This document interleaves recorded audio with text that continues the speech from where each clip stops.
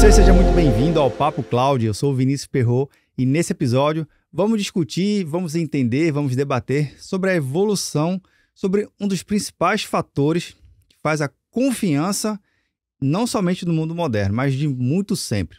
Já foi aperto de mão, palavra falada, assinatura no papel e as coisas foram evoluindo para você concretizar e reconhecer, seja um compromisso, uma fala e até mesmo um casamento, por que não? Né não? Tem que assinar. Hoje, obviamente, com o processo de digitalização das empresas e todo ou boa parte dos seus processos, a digitalização alavancou várias oportunidades e desafios, mas manter o certificado, manter a garantia que aquele processo de fato está assinado por quem deveria assinar, ainda faz parte e deve fazer parte de toda a atenção de quem processa e de quem digitaliza esse universo. Entender, obviamente, como é que funciona a tal da certificação digital não é simplesmente um token que vem, vai e troca e está tudo bem. Não é só isso. Existem várias outras possibilidades. E eu me sinto honrado em poder conversar com o Marco Américo, CEO da CertSign. Marco, seja muito bem-vindo aqui ao Papo Cloud. Muito obrigado. Obrigado pelo convite, Vini. Prazer. Prazer todo nosso. Marco, eu sei que a agenda é bem corrida, ainda mais nesse mundo tão digitalizado que a gente está hoje. Maluco. Mas, cara, eu queria muito agradecer demais a sua participação aqui, a sua agenda. E eu queria começar com um bate-papo bem objetivo aqui. Eu queria entender, na sua visão, essa minha introdução aqui de certificado digital, assinatura até aperto de mão, faz sentido ainda a gente se preocupar? Não era um assunto de certificado digital já resolvido, não? Você esqueceu o sinal de fumaça, né? Sinal Verdade. de fumaça também. Olha aí. Verdade. Não, a gente fala em formalização eletrônica e digital de documentos e transações. Na realidade, esse assunto, muita gente não sabe, mas ele foi criado no Brasil, se deu início em 2001 com a assinatura da MP 2200, em agosto de 2001. Então, são quase 23 anos. E essa MP 2200 criou a infraestrutura de chaves públicas brasileiras, o famoso ICP Brasil, Exato. que é a autarquia do governo federal, que está embaixo da Casa Civil, que regula toda essa questão da certificação digital e das assinaturas eletrônicas. Mais recentemente, em setembro de 2020, essa MP virou uma lei, a Lei 14063, de setembro de 2020, que regulou e pacificou qualquer dúvida sobre as assinaturas eletrônicas. E existem vários tipos de assinatura eletrônica que podem ser utilizadas nos mais diversos casos de uso, né? Então, não é uma coisa de hoje, é uma coisa que já tem aí mais de 2 décadas e que hoje em dia é muito utilizado em função da pandemia. Então, a pandemia catalisou a criação dessa cultura de formalizar documentos eletronicamente. Mas é uma coisa que já vem lá, empresas brasileiras e americanas, como por exemplo a DocuSign, né? Que hoje é a líder global. A DocuSign deu início às suas operações em 2003. Bem recente. Né? E a CertSign lançou o seu portal de assinaturas em 2013. Então, no nosso caso especificamente, são mais de 10 anos aí trabalhando nesse ecossistema. E é curioso quando você fala que a pandemia catalisou aí, acelerou os processos de assinatura eletrônica, digital. Não teve jeito, né? Não teve jeito, né? Pois é, o mundo tinha que continuar e atestar fé sobre aquele compromisso num pedaço de papel se transformou num papel virtual e, obviamente, uma assinatura também eletrônica, uma assinatura digital foi necessário. E assim, é uma coisa tão simples que a gente considera hoje, mas antes desse processo, antes dessa pandemia, ainda tinha uma certa resistência. Pós-pandemia, o pessoal prefere, ou você vê alguns leves sinal, tipo, acho que eu vou voltar no modelo antigo, acho que mandar via malote dos Correios é mais prático e mais fácil, e até mais seguro. Na realidade é o contrário, né? É muito mais difícil, é muito mais inseguro. Não, a assinatura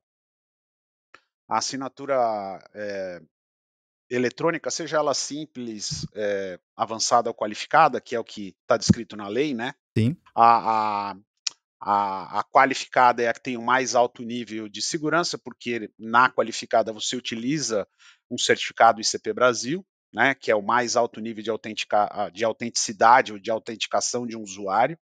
Então,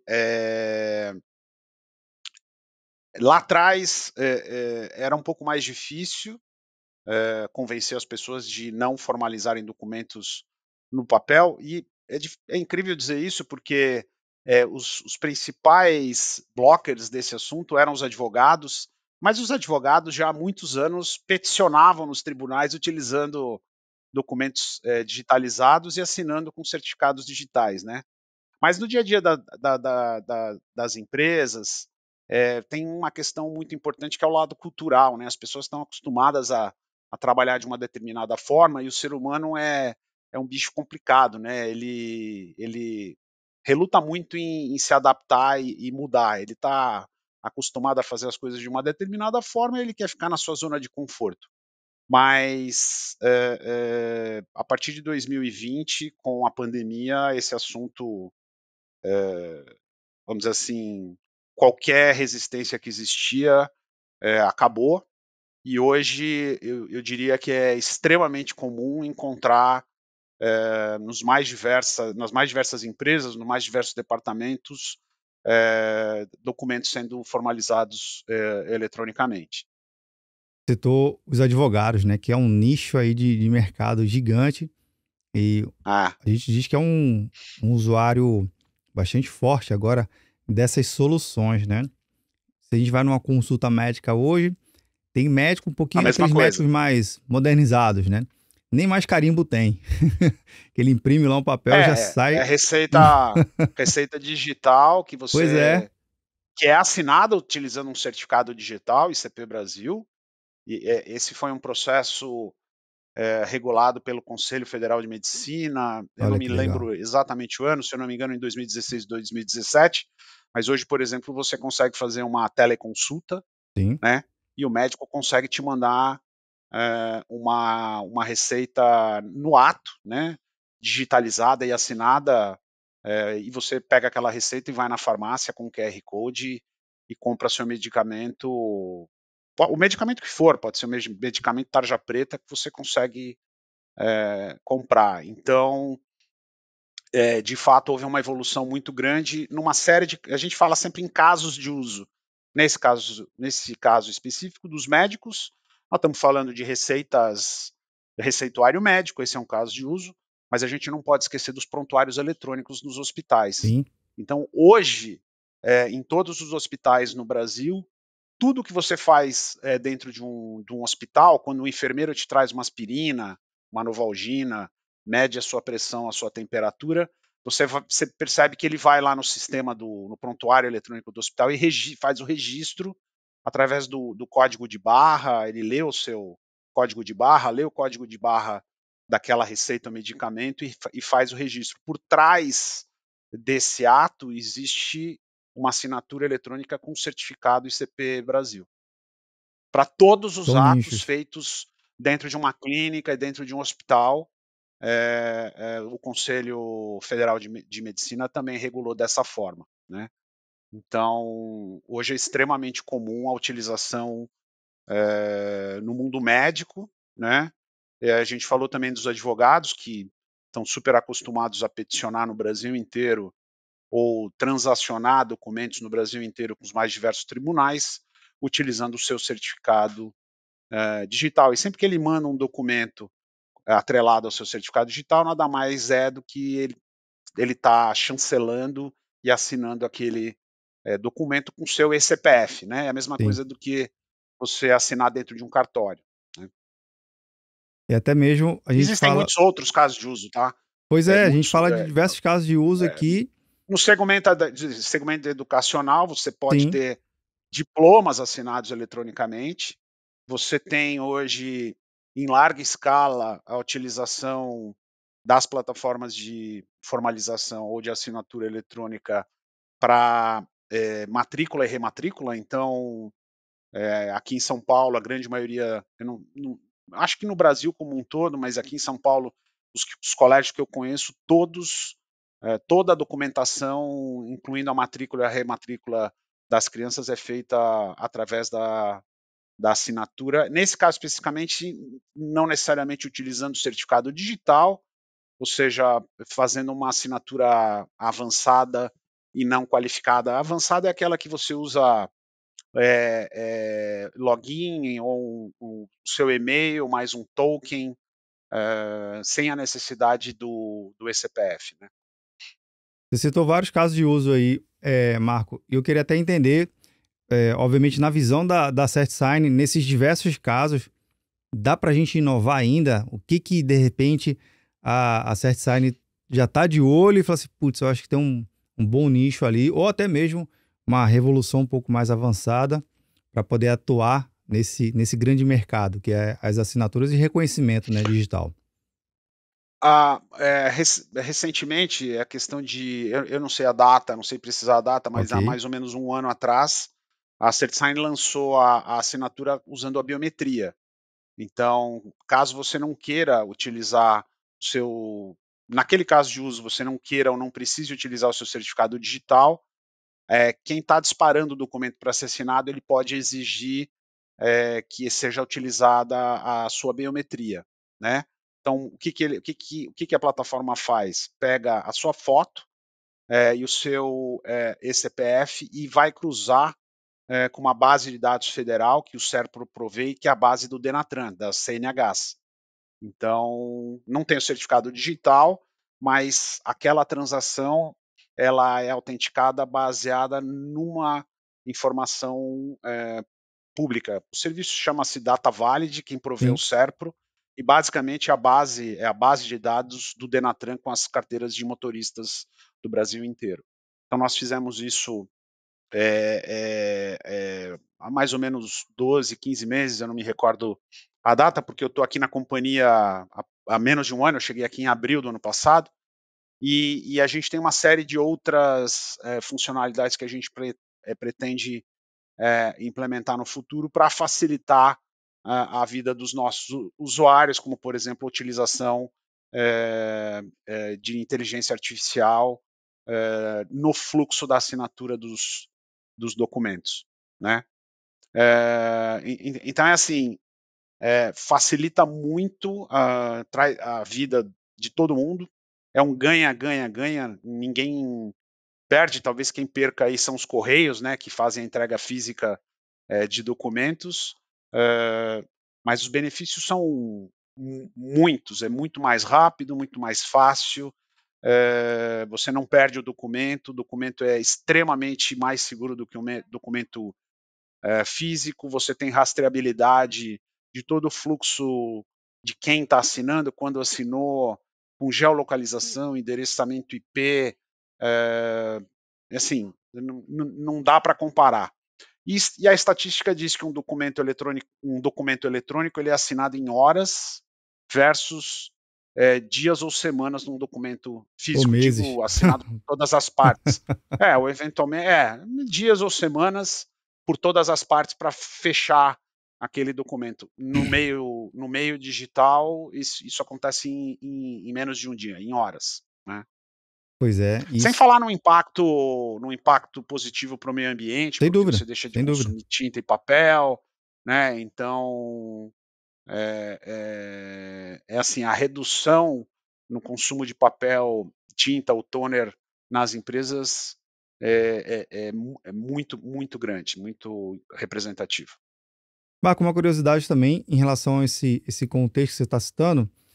Óbvio, um médico, um advogado, uma assinatura, ok, é fácil ali essa administração, esse uso dessa tecnologia. Quando a gente está falando do ambiente corporativo, obviamente não existe somente um tipo de certificado digital, existem diversos outros certificados e cada um tem uma funcionalidade, uma aplicabilidade e um ciclo de vida, né? Ele também inspira, gerencia. No universo mais corporativo, gerenciar todos esses certificados sempre foi uma experiência um pouco dolorosa, tanto para o time de TI, tanto para o time de compras, né? Até mesmo o pessoal do jurídico que tem que ficar cada um gerenciando um pouquinho. Como é que hoje a CertSign ele ajuda a esse desafio na gestão do ciclo de vida desses certificados? Que lembrando, né, para quem está ouvindo aqui, vendo e nos ouvindo, certificado digital, pessoal, não é um só, tu sabe bem, são diversos para várias coisas, desde uma autenticação de um site, de um domínio, a várias outras aplicações. Mas, Marco, como é que faz esse ciclo de vida? É mais facilitado hoje ou ainda tem que botar ali na planilha e no papel? Não, um dos acionistas da CertSign é uma empresa americana que se chama DigiCert, Legal. é a maior autoridade certificadora a nível global. Eu estou me referindo aí a certificados privados ou certificados SSL e TLS. Então, eles são os nossos acionistas minoritários e nós distribuímos no Brasil os produtos da DigiCert, que inclui, inclusive, a plataforma de gerenciamento de certificados. E nessa plataforma você pode gerenciar certificados da própria DigiCert, certificados emitidos pela autoridade certificadora CertSign, ou outros certificados de outras autoridades certificadoras. Então é uma plataforma agnóstica, onde você consegue registrar, né, e administrar o ciclo de vida de todos os seus certificados, né, que a grosso modo são três tipos, né? Os SSLs e TLS, Sim. aqueles utilizados entre browsers e servidores, os certificados digitais privados que as empresas utilizam das mais diversas formas, por exemplo, para certificar que o e-mail do Vinícius é dele mesmo, e os certificados públicos, como o ICP Brasil, né, que tem fé pública, não é só o ECPF, você tem o ECNPJ e outros certificados embaixo da raiz ICP Brasil. Então, nessa plataforma, você consegue gerenciar o ciclo de vida de todos os seus certificados, que podem ser emitidos pela CertSign ou eventualmente por outras empresas. Saiu do papel, né? É isso aí. E agora existe uma tendência muito grande de você utilizar certificados em qualquer dispositivo de, de rede que tem qualquer dispositivo que tem algum nível de conectividade, que são certificados ligados ao mundo do IoT. Então você imagina um grande banco que tem dezenas de milhares de dispositivos, como notebooks, switches, roteadores. Existem bancos que todos os dispositivos computacionais e de rede possuem um certificado específico para você aumentar o nível de segurança dentro da sua rede, né? Então você imagina você gerenciar dezenas de milhares de certificados espalhados ao redor do mundo. É uma coisa extremamente complexa e, Vinícius, você sabe que um certificado expirado, se ele está ligado a uma aplicação, aquela aplicação deixa de funcionar, né? Dor de cabeça aí. Ou a um equipamento, ele também para de funcionar porque ele deixa de ser reconhecido pelo restante da rede. Então, passa a ser uma coisa extremamente crítica. E num mundo como o nosso, tão inseguro, né? Muito digitalizado, cada vez mais digitalizado, mas ao mesmo tempo com uma série de vulnerabilidades, a segurança é uma questão extremamente importante para qualquer organização. Então, a preocupação com esse tema se torna cada vez maior, não só no nível executivo, mas dentro dos conselhos de administração das grandes empresas, né? Cibersegurança é uma preocupação muito grande e o que a gente vende aqui, basicamente, é confiança, né? Porque a gente garante que você é você mesmo e que aquele documento foi assinado na íntegra e sem alteração por todas as partes. A gente atesta, como um cartório atesta que aquele documento é totalmente válido, né? Pois é, as possibilidades são inúmeras. Agora, Marco, É verdade. você falou que está recentemente na CertSign, vai fazer um ano, né?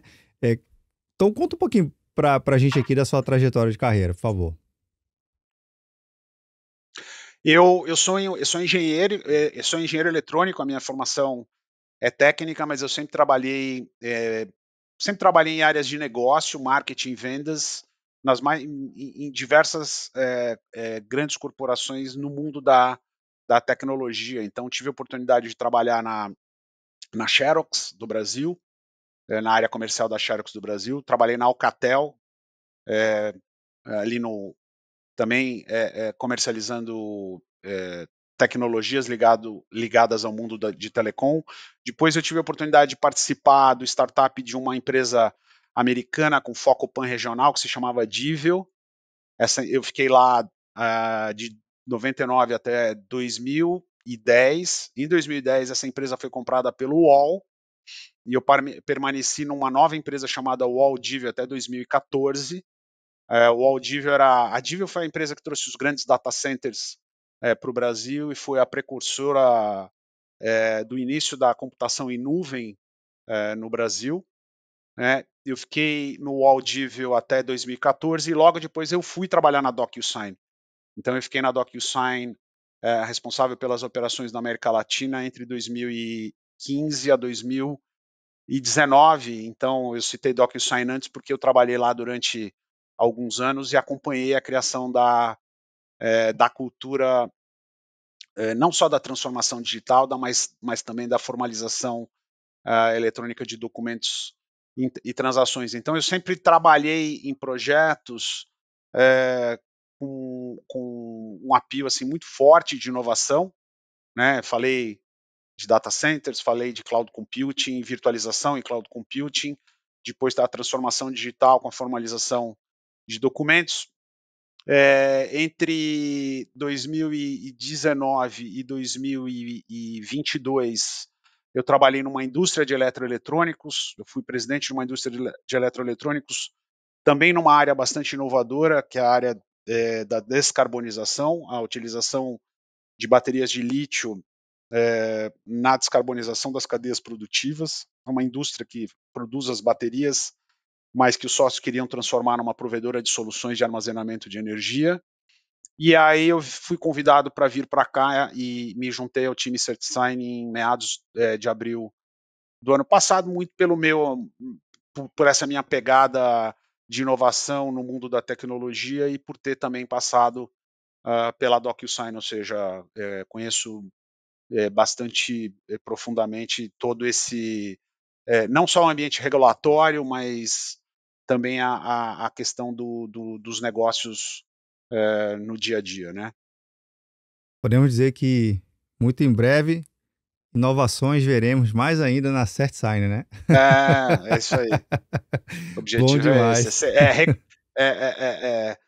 Assim, a inovação é uma coisa muito interessante, mas que carece de uma cultura específica onde as pessoas na empresa elas têm que ter a oportunidade de falar, de colocar o seu ponto de vista. Não existe pergunta nem resposta errada, porque é só assim que você fomenta a criatividade. Sem criatividade não existe inovação. Então, isso eu aprendi muito na DocuSign, que é uma empresa do Vale do Silício, Sim. e o Vale do Silício é o que é em função dessa cultura inovativa, né? Então, estou tentando rapidamente colocar essa forma de trabalhar aqui na companhia.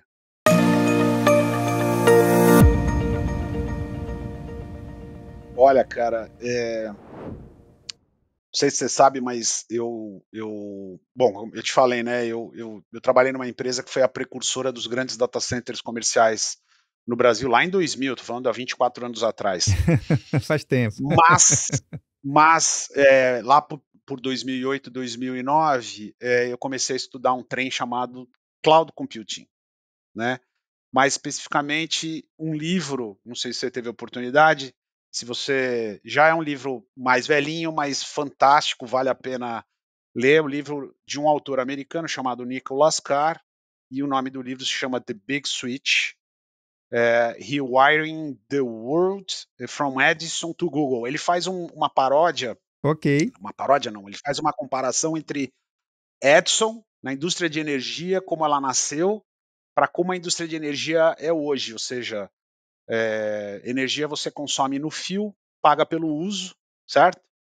E ele mostra como que isso ia se dar na computação em nuvem, mais especificamente pelo advento dos primeiros serviços criados pela AWS, pela Amazon Web Services, né? Esse é eu diria que talvez a literatura histórica, o marco histórico que dá, se eu não me engano, foi ele que cria, se eu não estiver enganado, foi ele que criou a expressão cloud computing, né? E nessa época, mais especificamente no Brasil, a gente estava investindo muito na virtualização de servidores, né? Utilizando os mais diversos sistemas, como VMware, o próprio Windows, né? Que já tinha Um o seu Hyper-V. virtualizador, isso, o Hyper-V, dentre outras coisas. E aí, entre 2010 e 2014, no Audívio, a gente construiu uma série de coisas para oferecer para os nossos clientes, que naquela época utilizavam basicamente os seus equipamentos em hosting ou colocation nos grandes data centers que a gente tinha, né? Então, ali foi o início da transição e foi o momento que, inclusive, a própria AWS chegou no Brasil. Na realidade, a AWS ela quebra um paradigma e transforma a indústria de tecnologia num planeta como um todo. Hoje, todos os grandes players falam em cloud computing, né? Então, Google, Microsoft,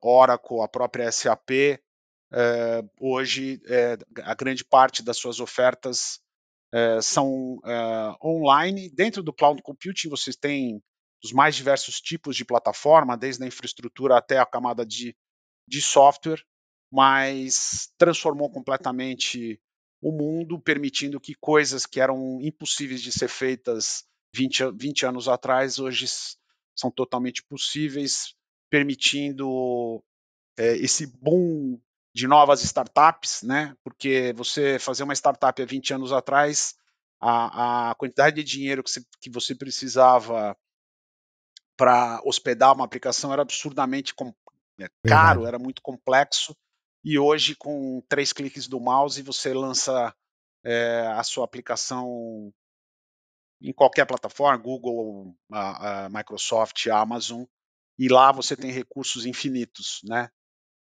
Que podem ser utilizados das mais diversas formas, né? Então, assim, para mim, cloud computing foi uma revolução, né? E hoje é utilizado em larga escala. Aqui nós utilizamos as 3 nuvens. Nós temos a nossa infraestrutura em salas cofres próprias hospedadas em grandes data centers, porque o regulador assim exige, o ITI, que é essa autarquia que regula o ICP Brasil, exige por norma.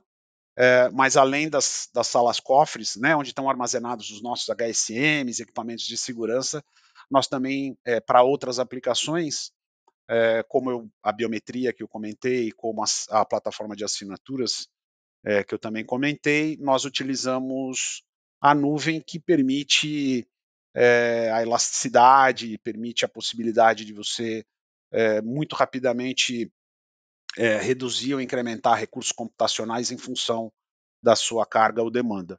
Então, assim, o mundo não seria o que é hoje sem cloud computing, Sem dúvida. basicamente. Para o bem e para o mal. Para o bem e para o É, mal. faz parte da história, né? As coisas vêm e são É, utilizadas em cenários diferentes, né? é isso aí. Aí, maravilha, gostei da referência do livro. Confesso que não lembrava Nicolas, desse livro. Nicolas Carr, eu te mando, depois eu te mando. Nicolas Carr, The Big Switch, 2008. Se eu não me engano, foi ele que criou a expressão cloud computing. Boa, boa, bem compartilhado aqui, Marco. Cara, queria agradecer Te muito a mando sua depois, participação, no viu? privado aqui. Muito bom Legal. os insights e é um mercado super revolucionário e desafiador.